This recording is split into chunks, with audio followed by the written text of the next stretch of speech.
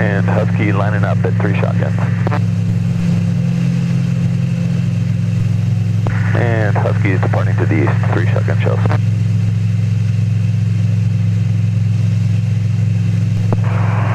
Shotgun traffic, Husky 57 Whiskey Yankees, left downwind runway to the east.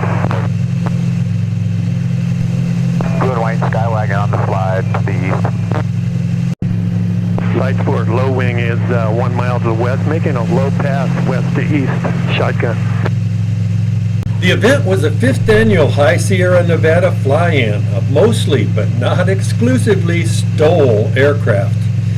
But I was a first-timer, so I decided to arrive early on Friday, get the lay of the land, and then get settled before the skies and campsites got too crowded. The 1,400-foot runway looked good, so I joined left traffic for landing to the east. Shotgun traffic, white and blue Skywagon downwind, landed to the east. Number 2 behind the low wing. Light Sport is turning left base, landing east. Scouts had reported that the surface was hard as asphalt. Scouts didn't lie. See a go around on the white and blue Skywagon. Now, to find a good campsite. Let's see, which way is the dust going to blow from all those airplanes? Red white 205 is on the downwind, landing to the east. I'm betting on this southeast corner down here to be least dusty. Looks like maybe 25 or 30 campers so far. There's our spot, with a little bit of gravel covering instead of just that talcum powder playa dust. Okay, that'll do for a home for 2 nights. Well, by the time we had the tent set up, more airplanes started streaming in, a lot more. And I was glad to see that at least a few of them had bounced landings, indicating that they too were having the problem that I did. Poor depth perception on that white talcum powder surface.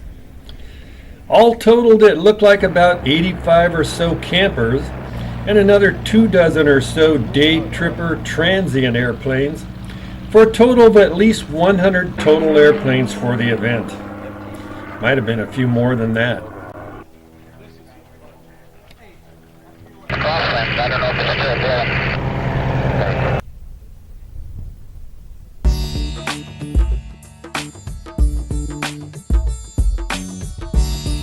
I was really impressed by the diversity of aircraft and the distances some folks had traveled. That RV6 you see in this clip, it came all the way from Florida.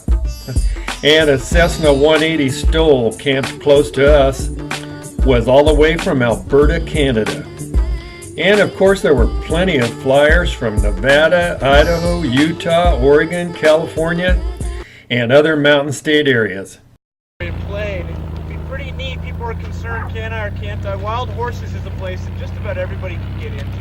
Really nice hard dirt at La Honte as well, where you're okay. Some of these lake beds had water a couple weeks ago, as you can still see here.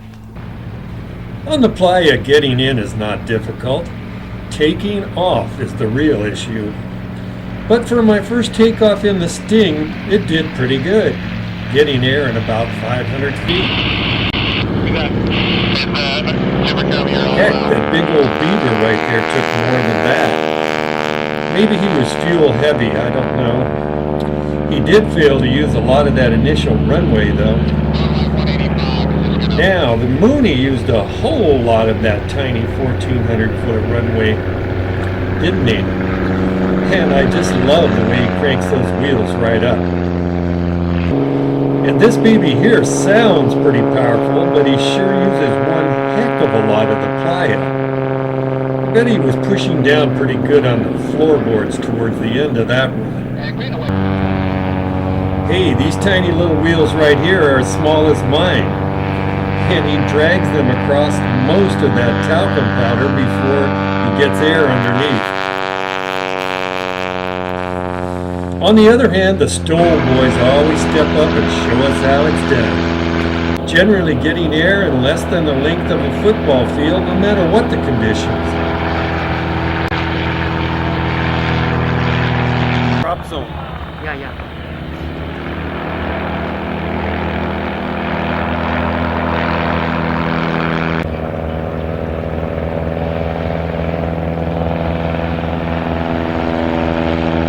And up at the top of the stole ladder are the super stoles, like this red one right here belonging to Joe Pop Story of Austin, Nevada.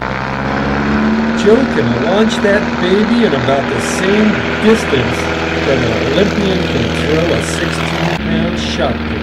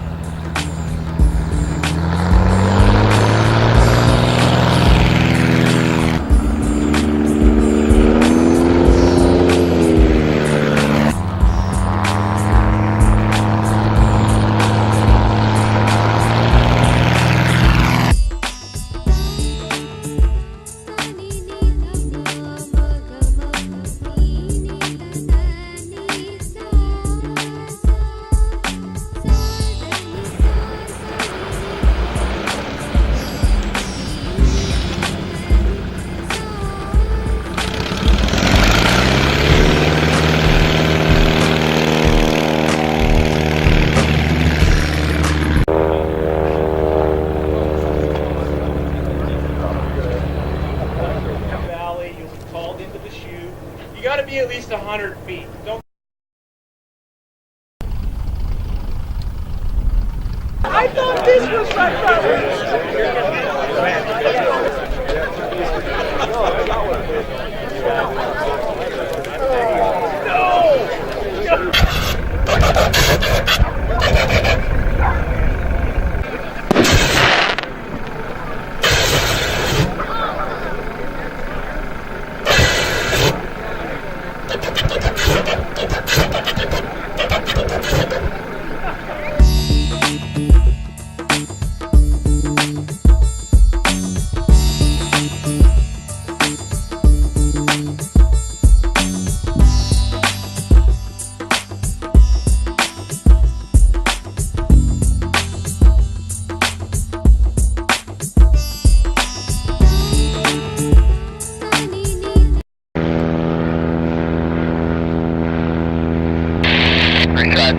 traffic, 206 flyers about 2 miles to the southwest, looking to land, we're 6,500 feet, we'll fly over from the traffic. And 205, you got a flight at 2, kind of just coming at you, 12 o'clock. Yep, Phantom White 205 is on the upwind, we got that flight at 2 in sight. And there's circles around that. If you knock the cone over, I mean, nobody did last year. The closest guy last year, I think, was about 50 feet. These guys, where's Russ? Where's those guys? Is it Russ? Who was at Minden today cheating, already practicing? It was over there. There's a couple guys that went to Minden and they were practicing because there's big money involved. Can we do a handicap issue? They're handicapped. We're in the valley, deep in this valley, this corner right here. The mountains sort of surround it. And you can just sit here and work a counterclockwise pattern. Don't come over the lake bed. Kind of take it up valley, down valley, up valley, and we'll call you, all right, next drop or come on in. Question.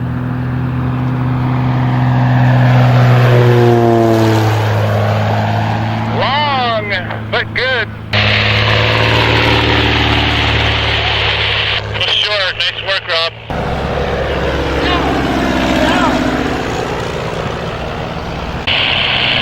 Beaver's base, the final.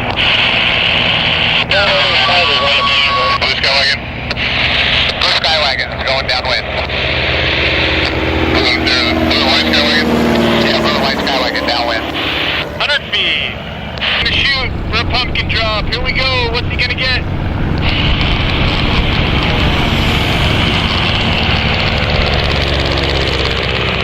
Yeah!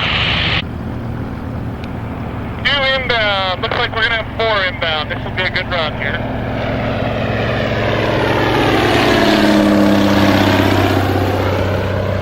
Long. Yeah! Good shot. That's about 18, 20 feet left and short. I'll be making a quick 360 here for spacing. Skywagon's going to tell you on the 360. And Super Cub turning inbound on the pumpkin drop. Long and wide. Somebody's got a mic problem out there. Yeah, green and white Super Cub's heading up with Lale for a pumpkin drop. And red and white 170, we got a kid who needs to drop, so I'm going back up as well.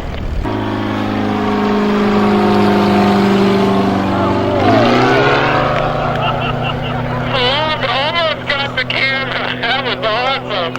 70, you're number 2 for the airport. Landing. Inbound on the pumpkin. 180 taxiing, hold for the landing traffic. 180 hold for the landing. About 20 feet left, that was left 20 feet.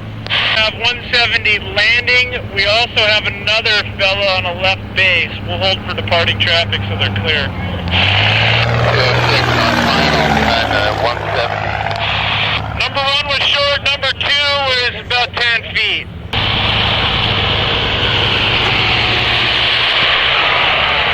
As in the circle. Shotgun shells, red and white 170, departing to the east, pumpkin pattern. This event was hands down the most fun I've ever had at a fly-in, and it was over all too soon. Nonetheless, on the 1.5-hour flight back home, there was no lingering joy, only sadness and a heavy heart.